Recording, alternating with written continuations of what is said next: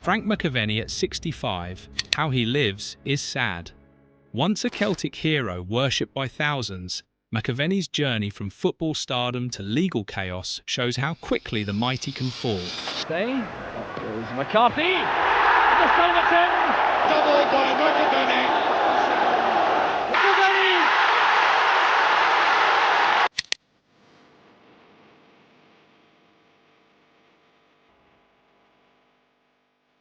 His fast-paced party lifestyle that tabloids once celebrated has given way to a darker tale of addiction, court appearances, and lost fortune. Let's look at how this Scottish football icon spiralled from glory to a cautionary tale.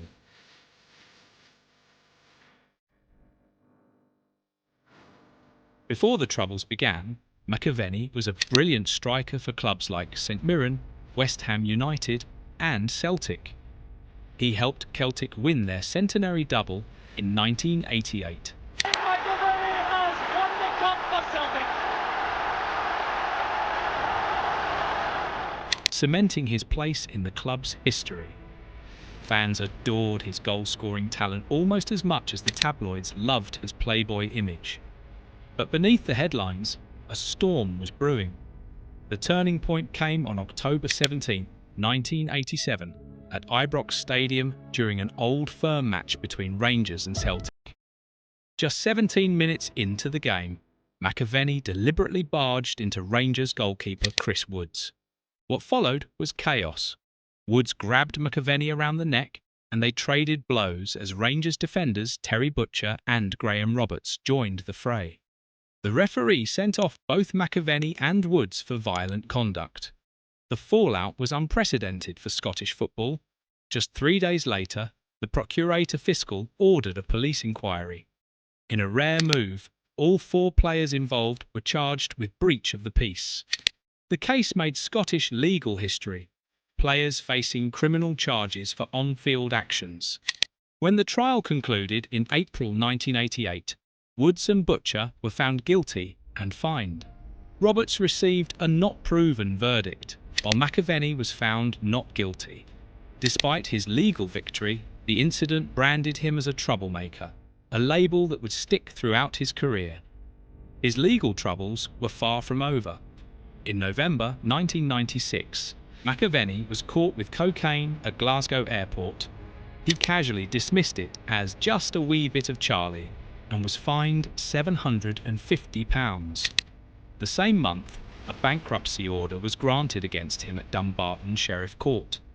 In another financial blow, customs officials confiscated £100,000 from him at Dover, suspecting the money was intended for drug purchases. Even more serious charges followed in March 2000. McAvennie was arrested as part of a National Crime Squad operation targeting drug trafficking. He faced charges of conspiracy to supply amphetamines and ecstasy with an estimated street value of £110,000. Police also found a small amount of cocaine on him. During his trial, McAvennie admitted to using cocaine, especially when drinking. While a jury cleared him of the conspiracy charges, he received a 2-year conditional discharge for cocaine possession. Personal trauma played a role in his downward spiral. On August 19, 1989, during a match against Stoke City, McAvennie suffered a broken leg after a challenge from Chris Kamara. The injury required plates and bolts in his ankle and leg, sidelining him for months. This period of forced inactivity became a gateway to addiction. Bored and on painkillers, McAvennie began frequenting London nightclubs where he was introduced to cocaine, a habit that would haunt him for decades. The broken leg incident itself sparked controversy. McAvennie claimed Kamara's challenge was reckless and alleged that Kamara made abusive remarks while standing over him. Kamara maintained his tackle was fair and unfortunate.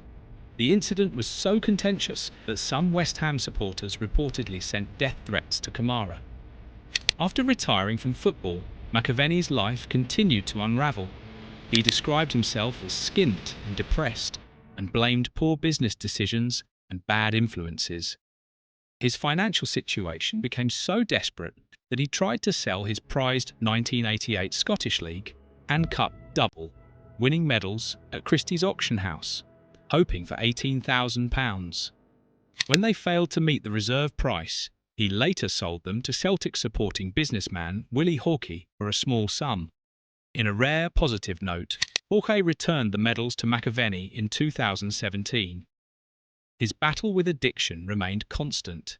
His autobiography and numerous interviews openly reference his cocaine use. Reports suggest he associated with drug dealers, even though courts cleared him of serious trafficking charges. His arrest in 2000 led to time in prison on remand, a stark illustration of how far he had fallen from grace. The culmination of his legal troubles came in July 2008 on the Isle of Man. There to play in a Manchester United versus Liverpool Legends charity match, McAvennie instead found himself in an altercation at a wine bar. After an argument with 23-year-old local man Ian Moffat, McAvennie asked security to remove him. The confrontation continued outside, escalating from pushing to ineffective punches before McAvennie headbutted Moffat. Police arrested McAvennie early the next morning, causing him to miss the charity match. Initially denying charges of affray and disorderly conduct, McAvennie later admitted to affray. In January 2009, he received a 4-month prison sentence, suspended for 2 years. The High Bailiff noted that while famous individuals often face provocation, such behaviour couldn't be excused. McAvennie expressed regret outside court, but the damage to his reputation was done. The story of Frank McAvennie is one of squandered potential. His addiction issues, financial troubles, and legal battles overshadowed what should have been a celebrated football legacy. His journey from Celtic hero to courtroom regularly shows how quickly fortune can turn without proper support and self-discipline. Yet, despite everything, many football fans still remember McAvennie's exciting playing style and crucial goals.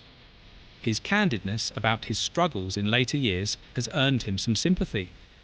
He remains a complex figure, talented but troubled, charismatic but self-destructive. Fame brought McAvennie wealth and adoration, but it couldn't protect him from his own worst impulses. As the years passed, the headlines changed from celebrating goals to reporting court appearances. The glamour faded, leaving only the consequences of poor choices. Do you think McAvennie could have had a better life after football if he'd received more support during his playing days?